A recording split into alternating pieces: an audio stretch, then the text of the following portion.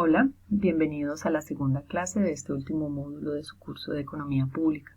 Hoy nos vamos a concentrar en la eficiencia en el gasto público. La semana pasada recuerden que vimos federalismo fiscal. Ahí lo que nos preguntábamos era los criterios para asignar de manera óptima tareas entre los distintos niveles de gobierno. En este curso hemos dedicado bastante a estudiar el gasto público. En el primero recuerden que veíamos distintos mecanismos para la revelación de preferencias, instrumentos para la provisión óptima de bienes públicos. Hoy nos vamos a concentrar en dos temas. Uno, las diferentes teorías que explican el crecimiento del gasto público. Y segundo, las medidas más comunes de eficiencia en el gasto público. La presentación se va a basar en el capítulo 6 del libro de Economía Pública de Albi, González y Zuribi que les pedí que leyeran. Bueno, en cuanto a la primera pregunta que nos ocupa, ¿por qué aumenta el gasto público? Debemos aclarar que el aumento del gasto público puede ser eficiente o no, y eso va a depender de si responde a la variación de las preferencias de los individuos, las preferencias colectivas, porque en este caso el incremento será eficiente, de lo contrario no. Bueno, entonces teorías explicativas hay por el lado de la oferta y por el lado de la demanda. Empecemos por las teorías por el lado de la demanda. La primera es la ley de Wagner, que tiene dos versiones. En su primera versión, la ley de Wagner explica el crecimiento del gasto público por la transformación de la economía, de la sociedad, de una sociedad más familiar, más tradicional, a una sociedad industrializada.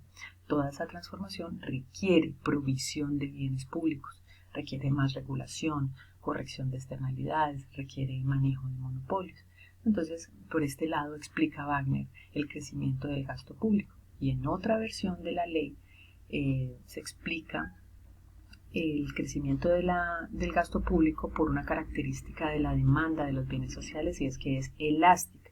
Entonces aquí la explicación se concentra en el crecimiento de la renta, es decir, al crecimiento de la renta se le atribuye el crecimiento del gasto público, dado que a medida que aumenta la renta se incrementa también la demanda de bienes como la educación, la salud, la redistribución, que son bienes superiores.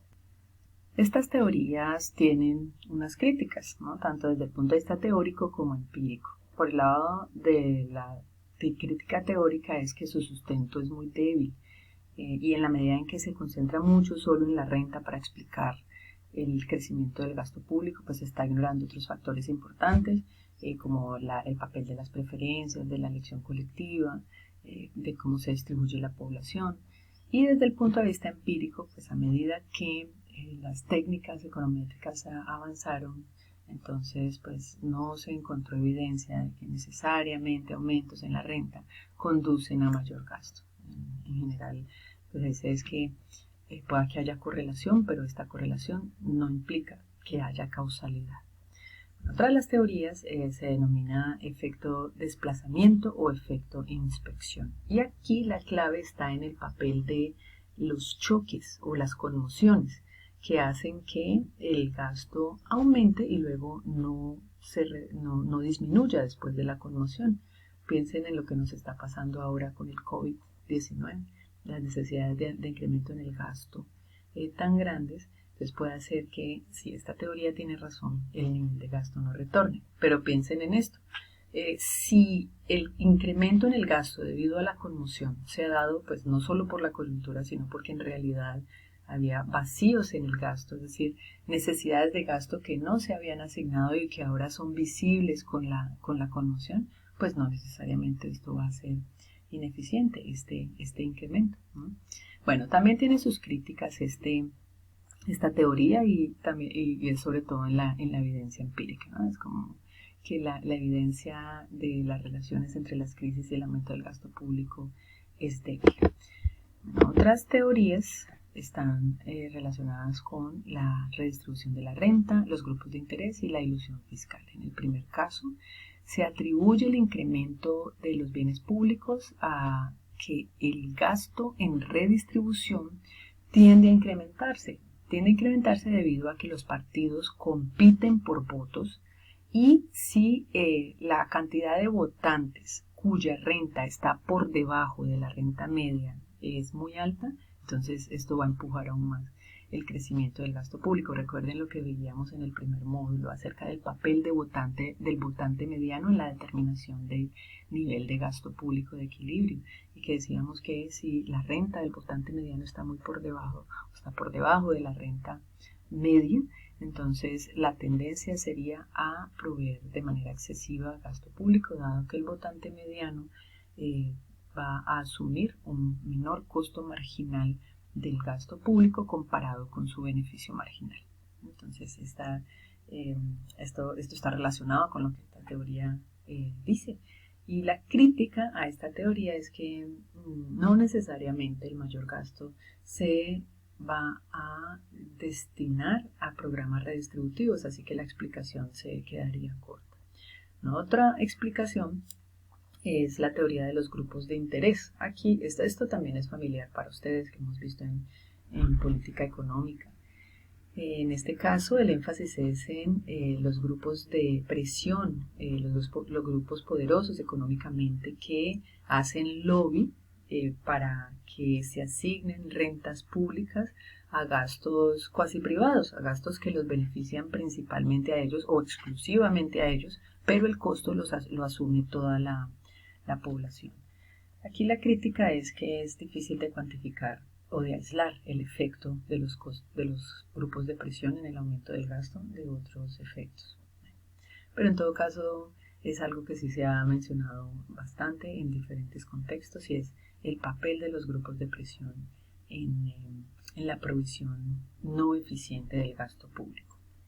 La otra teoría es la de la ilusión fiscal, y aquí la explicación está orientada a que, dado que las personas no conocen bien el costo de los bienes públicos que están demandando, o sea, el costo en impuestos, entonces siguen demandando.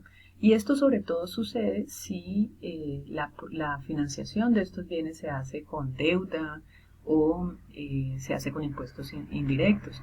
En este caso, la mayor demanda va a ser atendida por los gobiernos, porque a ellos les interesa mantener contentos a los votantes, pues con fines electoralistas o también con fines partidistas, si es por ideología de los partidos.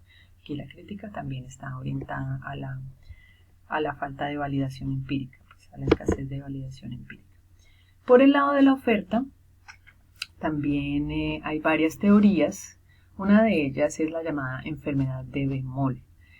La explicación se concentra en este caso en que el costo en la provisión de los bienes públicos puede aumentar, y este incremento se debe a que la productividad en el sector público no aumenta mucho, mientras que los salarios sí aumentan de manera similar al aumento en el sector privado. Entonces esto va encareciendo la provisión de bienes públicos, y como las demandas son inelásticas respecto al precio, entonces el costo de la provisión incrementa. La crítica en este caso es que la teoría solo explicaría los incrementos nominales del gasto, pero no los incrementos en términos de porcentajes del PIB, los incrementos reales. La otra teoría es la de los ciclos políticos económicos electoralistas. También lo estudiamos en política económica. Aquí la idea es que el gasto público se incrementa debido a que cuando las elecciones están próximas, los gobiernos tienden a tener actitudes oportunistas, es decir, ellos desean mantener contentos a los votantes, hacen políticas expansivas, y los votantes que solo se fijan pues en el comportamiento reciente van a estar contentos con el comportamiento del gobierno y bueno, van a elegirlos. Entonces, este comportamiento oportunista electoralista va a hacer que el gasto público tienda a crecer. Aquí la crítica es que pues la evidencia empírica no necesariamente apoya esta teoría. También hay teorías partidistas o algunas que como las que involucran las expectativas racionales de los individuos, ¿sí? en donde ya pues no se validaría este comportamiento miope de los votantes.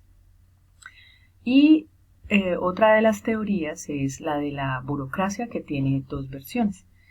En la primera versión se concentran en el comportamiento de los burócratas acerca pues de su gusto por el poder, ¿no? Por el prestigio.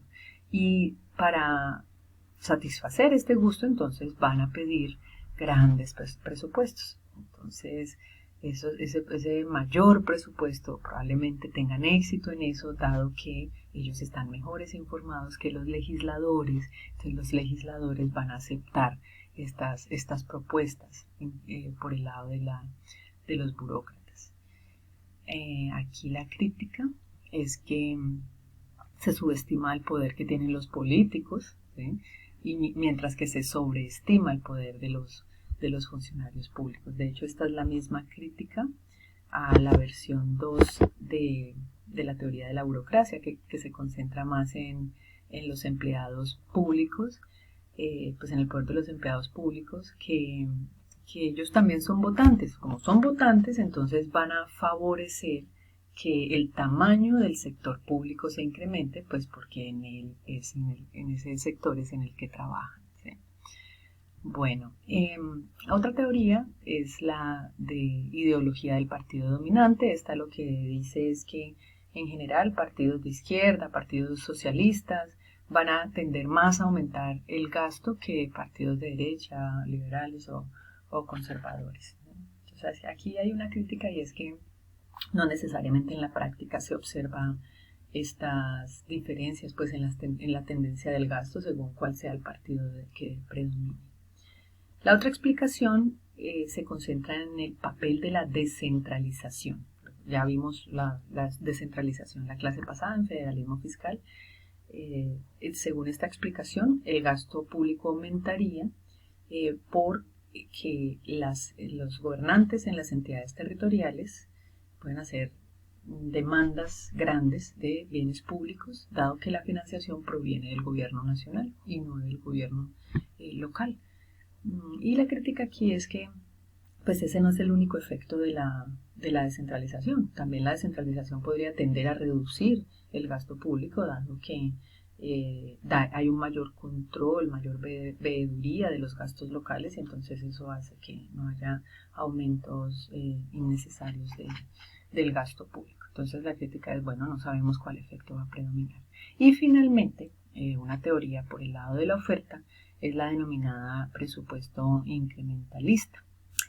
Aquí la explicación es que, dado que lo que se negocia año a año es no tanto el presupuesto total, sino solo las variaciones, es decir, los aumentos o las disminuciones, entonces la idea es que cada departamento del gobierno, ¿sí? O sea, cada entidad, cada ministerio, va a negociar con la autoridad presupuestaria los aumentos del presupuesto. Es como si tuviera un incremento, un comportamiento inercial, ¿sí? De ahí en adelante, los jefes de cada ministerio o de cada departamento negocian los aumentos con la autoridad presupuestaria. Esta teoría también tiene sus críticas, y para entender la crítica pensemos en este ejemplo. Tomen XT como la petición de fondos que hace cada jefe de división en un año T. Y fíjense que es una proporción beta mayor que 1 del presupuesto del año pasado. Y la autoridad presupuestaria va a otorgar una proporción alfa de eso que han pedido los jefes de cada división. Entonces, este comportamiento hace que el patrón de crecimiento del gasto esté dado por esta última ecuación, gamma de YT menos 1, ¿sí? Donde gamma sería pues una combinación entre alfa y beta. La crítica es que la teoría no explica todos los procesos económicos y políticos que hay detrás de gamma, ¿sí? Y pues que no se analiza cuáles son los determinantes de YT menos 1, que son clave pues para explicar el comportamiento inercial del gasto público. Dejemos hasta aquí este video, nos vemos en el siguiente video.